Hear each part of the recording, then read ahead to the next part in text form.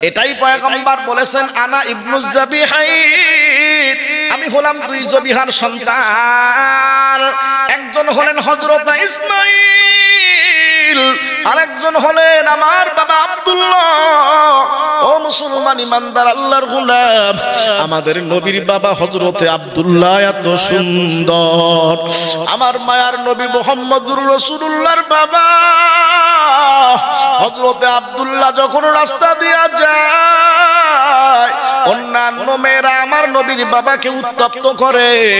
বর্তমান জামানার মধ্যে যেরকম ছেলেরা মেয়েদেরকে দেখে ইফটিজিং করে, মেয়েদেরকে উত্তক্ত করে, ও নবীর উম্মতের দল, আমাদের নবীর বাবার চেহারা এত সুন্দর। আমাদের নবীর বাবাকে যখন মেয়েরা দেখতো, সঙ্গে সঙ্গে আমার নবীর বাবাকে পাইলে তারা উত্তক্ত করত। ওই মক্কার একজন পাদ্রীর মেয়ে, যে অনেক এরকম ভাবে তাওরাতের জ্ঞানও রাখতো, আমাদের নবী বাবা আব্দুল্লাহ তাকে যখন রাস্তার মধ্যে পাইতো, ডাক দিয়া বলতো, আব্দুল্লাহ, তোমাকে আমি অনেক মহব্বত করি, তোমাকে আমি অনেক ভালোবাসি। এ আব্দুল্লাহ, আমি তোমার বিবাহের মধ্যে বন্ধনে আবদ্ধ হতে চাই। ও মুসলমান ইমানদার আল্লাহর গোলাম, আমাদের মায়ার নবী মুহাম্মদুর রাসূলুল্লাহর যে নূরটা আছে, আল্লাহ পাক রব্বুল আলামিন এই নূরটা মায়ার নবীর বাবা আব্দুল্লাহর চেহারার মধ্যে দিয়েছিলেন। মাঝে মাঝে আব্দুল্লাহর কপালটা চমকায়, মাঝে মাঝে আব্দুল্লাহর গালগুলি চমকায়, মাঝে মাঝে তার ঠোঁটটা পর্যন্ত চমকায়। কারণ আল্লাহ পাক রব্বুল আলামিন আব্দুল্লাহর মাধ্যমে তো মায়ার নবীকে দুনিয়ায় পাঠায়া দিয়ে দিবে। ওই মক্কার মেয়েরা আব্দুল মুত্তালিবের কাছে যায়, গিয়ে ডাক দিয়া বলে, আব্দুল মুত্তালিব, আমাদের গাড়ি বাড়ি টাকা পয়সার কোনো অভাব নাই, তোমার সন্তান আব্দুল্লাহকে তোমার সঙ্গে আমাদের সঙ্গে বিবাহের ব্যবস্থা করে দাও। আব্দুল মুত্তালিব বিষয়টা নিয়ে চিন্তায় পড়ে গেলেন। আব্দুল মুত্তালিব শেষ পর্যন্ত চিন্তা করলেন, ছেলেকে আর এভাবে রাখা যায় না। এই জন্য হযরতে আব্দুল মুত্তালিব আমাদের নবীর বাবা হযরতে আব্দুল্লাহকে নিয়ে মদিনায় রওনা। আব্দুল মুত্তালিব চিন্তা করে দেখলো, মদিনার মধ্যে আমার একজন বন্ধু আছে ওয়াহাব জুহুরি, ওর তো একটা মেয়ে আছে, আমি আমার সন্তান আব্দুল্লাহকে ওয়াহাব জুহুরির মেয়ের সঙ্গে বিবাহ দিব। এই কথা ভেবে হযরত আব্দুল মুত্তালিব মায়ার নবীর বাবা আব্দুল্লাহকে নিয়ে ওই মদিনার দিকে রওনা হয়ে গেল। ডাক দিয়া বলে, বন্ধু, তোর মেয়ের সঙ্গে আমার ছেলে আব্দুল্লাহরে বিবাহ দিতে চাই। এ বন্ধু, তুই কি আমার ছেলে আব্দুল্লাহরে দেখছো? বন্ধু ডাক দিয়া বলে, ওরে আব্দুল মুত্তালিব, তোর ছেলে আব্দুল্লাহ এত সুন্দর, আমার মেয়েটাও কিন্তু অনেক সুন্দর। তুই আমার বন্ধু, বন্ধুর ছেলে বন্ধুর মেয়ে বিবাহ দিব, কোনো সমস্যা নাই। শেষ পর্যন্ত আমাদের মায়ার নবী মুহাম্মদুর রাসূলুল্লাহর বাবা আব্দুল্লাহর সঙ্গে মা আমিনার বিবাহ হয়ে গেল। ও মুসলমান ইমানদার আল্লাহর গোলাম, এ নবীর উম্মতের দল, কথাগুলা দিনের কান দিয়া বোঝার চেষ্টা করো ভাই। আলোচনা লং টাইম করার কোনো সুযোগ নাই। আমাদের নবীর বাবা হযরতে আব্দুল্লাহ মা আমিনাকে বিবাহ করে যখন বাড়ির মধ্যে মক্কার মধ্যে চলে আসলেন, ওই আমার মায়ার নবী মুহাম্মদুর রাসূলুল্লাহর বাবা আব্দুল্লাহ আবার যখন রাস্তার মধ্যে বের হয়ে গেল, ওই মক্কার মেয়েরা একে অপরকে বলা বলি শুরু করে দিয়ে দিল, এ তোমরা কি জানছো ওই আব্দুল্লাহ আবার রাস্তার মধ্যে বের হয়ে গেছে। ওই মক্কার মেয়েরা আব্দুল্লাহর রাস্তার মধ্যে বের হওয়ার খবর শোনার সঙ্গে সঙ্গে রাস্তার মধ্যে বের হয়ে গেল। কিন্তু দেখে হায় হায়, আব্দুল্লাহর চেহারার মধ্যে যে একটা নূরের আলো ছিল সেটা আর দেখা যায় না। আব্দুল্লাহর কপাল কপালের মধ্যে নূর চমকাইতো, আব্দুল্লাহর গালের মধ্যে ঠোঁটের মধ্যে যেই নূরটা চমকাইতো, আব্দুল্লাহর কেমন জানি ওই নূরটা আগের মতো আর দেখা যায় না। ওই পাদ্রীর মেয়ে ডাক দিয়া বলে, ও আব্দুল্লাহ, তোমাকে একটা কথা জিজ্ঞাসা করি ভাই। বলে, কি কথা জিজ্ঞাসা করবা? বলে, আব্দুল্লাহ, তুমি কি বিবাহ বন্ধনে আবদ্ধ হয়েছো? তুমি কি বিবাহ করেছো? বলে, হ্যাঁ, আমি এই তো বিবাহ করেই এরকম ভাবে শ্বশুর বাড়িতে 3 দিন বা 7 দিন থাকার পর এই তো বাড়ির মধ্যে আসার পর রাস্তার মধ্যে আমি বের হয়ে গেছি। এবার ওই পাদ্রীর মেয়ে ডাক দিয়া বলে, আব্দুল্লাহ, তুমি আমাকে খারাপ ভাববা না, আমি কিন্তু কোনো খারাপ মহিলা নই। বলে, কেন কেন এভাবে কেন কথাবার্তা বলতেছ? বলে, আব্দুল্লাহ, তোমার চেহারার মধ্যে এমন একটা নূরের আলো আমি দেখতে পেয়েছি। আরে আব্দুল্লাহ, আমাদের কিতাবের মধ্যে আছে, তাওরাতের মধ্যে আছে, ইনজিলের মধ্যে আছে, জাবুরের মধ্যেও আছে। আল্লাহ পাক রব্বুল আলামিন তো কোরআনুল কারীমের মধ্যে বলেছেন, ইয়ারিফুনাহু কামা ইয়ারিফুনা আবনাআহুম।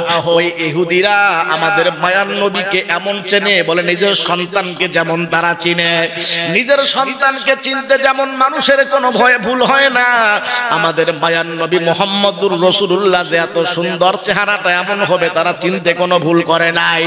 কারণ ওই তাওরাতের মধ্যে আল্লাহ তাআলা আগে থেকেই জানিয়ে দিয়েছেন আমাদের নবীর চেহারা কেমন সুন্দর হবে, আমাদের নবীর চুলগুলা কেমন হবে, আমাদের নবীর চোখগুলা কেমন হবে, আমাদের নবীর হাঁটনটা কেমন হবে, আমাদের নবী কোন জায়গায় হিজরত করবে, জন্মস্থান কোথায়, হিজরত কোন জায়গার মধ্যে হবে, সবগুলি আল্লাহ তাআলা তাওরাতে আগে থেকেই বলে দিয়েছেন। ওই পাদ্রীর মেয়ে ডাক দিয়া বলে, আব্দুল্লাহ, তাওরাতের মধ্যে যতটুকু আমরা জানতে পেরেছি, আখিরি জামানার পয়গম্বর মুহাম্মদুর রাসূলুল্লাহ সাল্লাল্লাহু আলাইহি ওয়াসাল্লামকে আল্লাহ তাআলা দুনিয়ার মধ্যে পাঠায়া দিবেন। হে আব্দুল্লাহ, ওই পয়গম্বরের নূর কেমন জানি তোমার চেহারার মধ্যে আমরা দেখতে পাইতেছিলাম, তোমার ঠোঁটের মধ্যে, কপালের মধ্যে, গালের মধ্যে সেই নূর চমকাইতেছিল। তুমি যেহেতু বিবাহ করেছো, আব্দুল্লাহ, একটু বলো তো তোমার স্ত্রীর নাম কি? বলে, আমার স্ত্রীর নাম হলো আমেনা। ওই পাদ্রীর মেয়ে ডাক দিয়া বলে, আব্দুল্লাহ, 100% মিলে গেছে। আখিরি জামানার পয়গম্বর, তার বাবার নাম হলো আব্দুল্লাহ, মায়ের নাম হলো আমেনা। আরে আব্দুল্লাহ, আমি তোমাকে কি জন্য এত বিরক্ত করেছি জানো? ওরে আব্দুল্লাহ, আমি চাইতেছিলাম আখিরি জামানার পয়গম্বর যেন আমার পেটের মধ্যে আছে, এই জন্য আমি তোমাকে বিবাহ করতে চাইছিলাম। একটাই শুধু আশা, যেন নবীর মা আমি হইতে পারি। নবী যার পেটের মধ্যে যাওয়ার দরকার চলে গেছে, এখন তো আর আফসোস করে কোনো লাভ হবে না। এ মুসলমান ইমানদার আল্লাহর গোলাম, কথাগুলা দিনের কান দিয়া বুঝতে পারো ভাই। আমার মায়ার নবী মুহাম্মদুর রাসূলুল্লাহ সাল্লাল্লাহু আলাইহি ওয়াসাল্লাম যখন মায়ের পেটের মধ্যে চলে আসলেন, আল্লাহ পাক রব্বুল আলামিন মায়ের পেটের মধ্যে পয়গম্বর আসার সাথে সাথে আল্লাহ তাআলা এমন অলৌকিক ঘটনাগুলো ঘটায়া দেখাইছেন, এর দ্বারা আল্লাহ তাআলা আগে থেকেই জানায়া দিতে চান সামনের মধ্যে বেশি দেরি নাই, আমার হাবিব আখিরি জামানার পয়গম্বর মুহাম্মদুর রাসূলুল্লাহকে আল্লাহ পাক রব্বুল আলামিন দুনিয়ার মধ্যে পাঠায়া দিবে। রাসূল করিম সাল্লাল্লাহু আলাইহি ওয়াসাল্লামকে আল্লাহ রব্বুল আলামিন দুনিয়ার মধ্যে পাঠাবেন। আল্লাহ পাক রব্বুল আলামিন এমনিতেই তো পয়গম্বরকে দুনিয়ার মধ্যে পাঠাবেন না, কারণ আমাদের নবী তো শুধু সাধারণ নবী নয়, যিনি হলেন সমস্ত নবীদের সরদার, যিনি হলেন সাইয়্যিদুল মুরসালিন, খাতামুন নবিয়্যিন। আল্লাহ রব্বুল আলামিন পয়গম্বরকে অনেক মহব্বত করেন, অনেক ভালোবাসেন। এ মুসলমান ইমানদার আল্লাহর গোলাম, খলিল মানেও বন্ধু, হাবিব মানেও তো বন্ধু। হযরত ইব্রাহিম আলাইহিস সালাম তিনিও তো আল্লাহর বন্ধু। আবার আমাদের নবী মুহাম্মদুর রাসূলুল্লাহ তিনিও তো আল্লাহর বন্ধু। বলে, দুই বন্ধুর মধ্যে পার্থক্য আছে না নাই? বলে, 100% অবশ্যই আছে। তাহলে খলিল কাকে বলা হয় আর হাবিব কাকে বলা হয়? এ নবীর উম্মত, কথাগুলা দিলের কান দিয়া বোঝার চেষ্টা করো ভাই। খলিল বলা হয় এমন বন্ধুকে যিনি আরেকজনের জন্য পাগল, আর হাবিব বলা হয় এমন বন্ধুকে যার জন্য আরেকজন পাগল। হযরত ইব্রাহিম তিনি হলেন খলিল, তিনি হলেন আমার আল্লাহর জন্য বড় পাগল। আপনার নবী, আমার নবী মুহাম্মদুর রাসূলুল্লাহ সাল্লাল্লাহু আলাইহি ওয়াসাল্লাম তিনিও বন্ধু, কিন্তু তিনি কেমন বন্ধু? বলে মহান আল্লাহ রাব্বুল আলামিন স্বয়ং আমার নবীর জন্য বড় পাগল। বলি সুবহানাল্লাহ। আল্লাহ পাক রব্বুল আলামিন তার হাবিবকে দুনিয়ার মধ্যে পাঠাবেন। আল্লাহ পাক তো এমনিতেই নরমাল ভাবে পাঠাবেন না, এই জন্য হযরতে ইব্রাহিম আলাইহিস সালাতু ওয়াস সালামের মাধ্যমে আল্লাহ পাক রব্বুল আলামিন আগে দোয়া করায় নিলেন, ও আমার খলিল, আমার হাবিবকে দুনিয়ার মধ্যে পাঠাবো, এই জন্য আপনি আগে আমার কাছে হাবিবের জন্য দোয়া করে নেন। হযরত ইব্রাহিম আলাইহিস সালাম এবং হযরত ইসমাঈল দুইজন যখন কাবা নির্মাণ করে ফেলল, ও মুসলমান ইমানদার আল্লাহর গোলাম, আল্লাহর কোন বান্দা যখন কোন নেক আমল করে, নেক আমল করার পর আল্লাহ পাক রব্বুল আলামিনের দরবারে বান্দারা যদি দোয়া করে, আল্লাহ পাক রব্বুল আলামিন তখন ওই বান্দার দোয়া কবুল করে নিয়ে নেন। হযরত ইব্রাহিম এত বড় একটা কাজ করে ফেলল, আল্লাহর ঘর বাইতুল্লাহ নির্মাণ করে ফেলল। এখন হযরত ইব্রাহিম আল্লাহর কাছে দোয়া করবেন। বলে ইব্রাহিম কি দোয়া করবেন? আল্লাহর কাছে এখন ইব্রাহিম চাবেন। বলে ইব্রাহিম চিন্তা করে দেখলেন, আল্লাহর কাছে যদি চাই নরমাল কিছু কেন চাবো? হযরত ইব্রাহিম সবচাইতে দামি যেটা, সেই জিনিসটাই তো আল্লাহর কাছে চাইলেন। হযরত ইব্রাহিম আল্লাহর কাছে দোয়া করলেন, রব্বানা ওয়াবআথ ফীহিম রাসূলাম মিনহুম يتلو عليهم آياتك ويعلمهم الكتاب والحكمة ويزكيهم إنك أنت العزيز الحكيم। হযরত ইব্রাহিম আল্লাহর কাছে দোয়া করলেন যে আল্লাহ, রব্বানা, ও আমার রব, ওয়াবআথ ফীহিম, তাদের কাছে পাঠায়া দাও। বলে কি পাঠাবেন? রাসূলাম মিনহুম, তাদের মধ্যে থেকে একজন রাসূল পাঠায়া দাও। বলে যে এই রাসূলের চারটা দায়িত্ব হবে। এক নম্বর রাসূলের দায়িত্ব হলো ইয়াতলু আলাইহিম আয়াতিকা, আল্লাহর কোরআনের আয়াত তেলাওয়াত করে করে তার উম্মতদেরকে শোনাবে। ওয়া ইউআল্লিমুহুমুল কিতাবা, তাদেরকে কিতাব শিক্ষা দিবে। তিন নম্বর ওয়াল হিকমা, তাদেরকে হিকমা শিখাইবে। ওয়া ইউযাক্কিহিম, তাদের আত্মশুদ্ধি করবে। এই চারটা কাজ দিয়া নবীকে পাঠানোর জন্য আল্লাহর কাছে হযরত ইব্রাহিম দোয়া করলেন। আল্লাহ পাক রব্বুল আলামিন হযরত ইব্রাহিমের দোয়া কবুল করে নিলেন।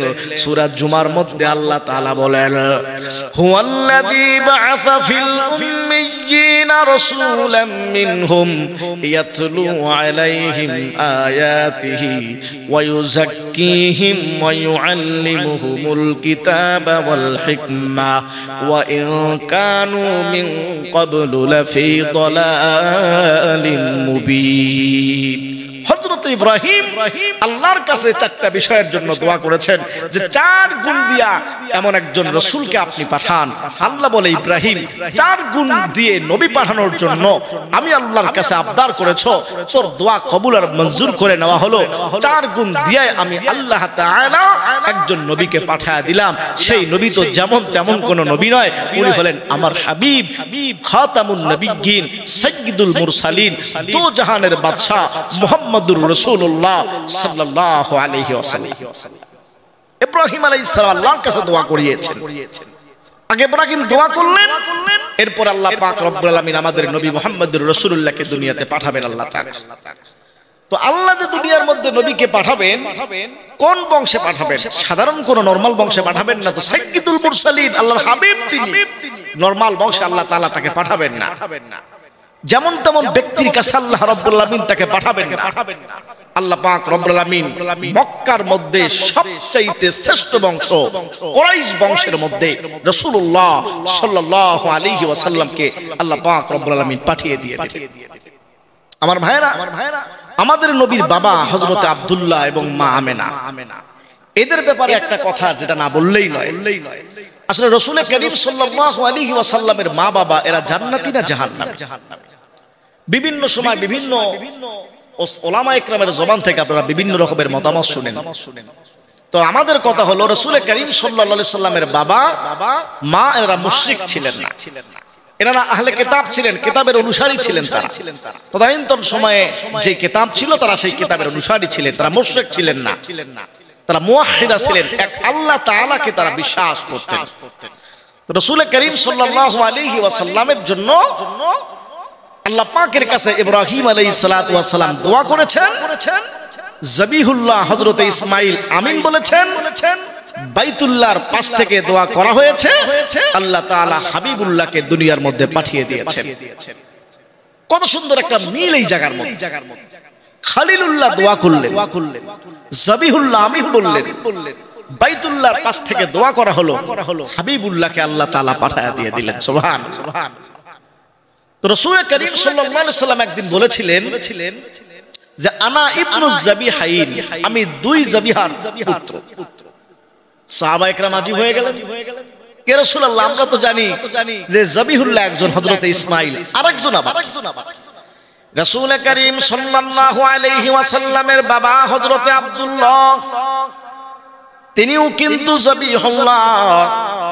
যেরকম ভাবে হযরত ইসমাঈল আলাইহিস সালাম তিনিও হলেন যাবিহুল্লাহ। সাহাবায়ে কেরাম ডাক দিয়া বলে, পয়গম্বর আমরা তো জানি ইসমাঈল যাবিহুল্লাহ তিনি একজন, আপনি বললেন যাবিহুল্লাহ নাকি দুইজন, তাহলে আরেকজন যাবিহুল্লাহ সে আবার কে? মায়ান নবী মুহাম্মদুর রাসূলুল্লাহ ডাক দিয়া বলে, ও সাহাবায়ে কেরামের দল, আরেকজন যাবিহুল্লাহ হলো আমার বাবা হযরত আব্দুল্লাহ।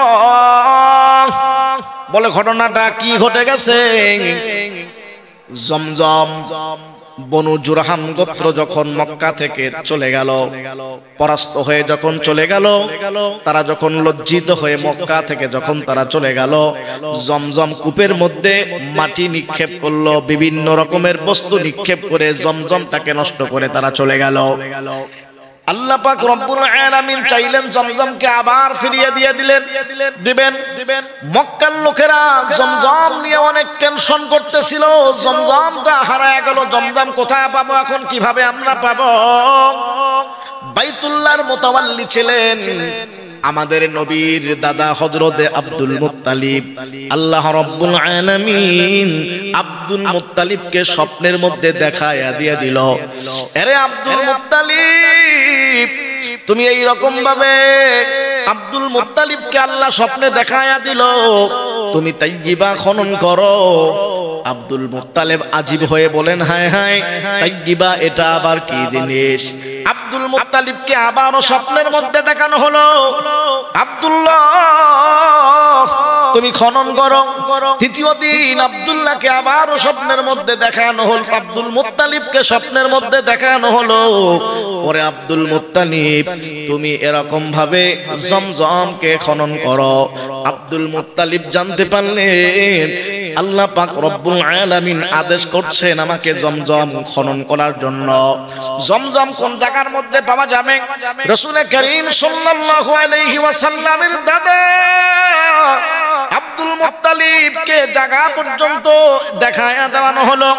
হযরত আব্দুল মুত্তালিব সকালবেলা দেরি না করিয়া তার সন্তান হারেসকে নিয়ে কোদাল খন্তি নিয়ে চলে গেলেন এরকম ভাবে জমজম কূপ খনন করার জন্য।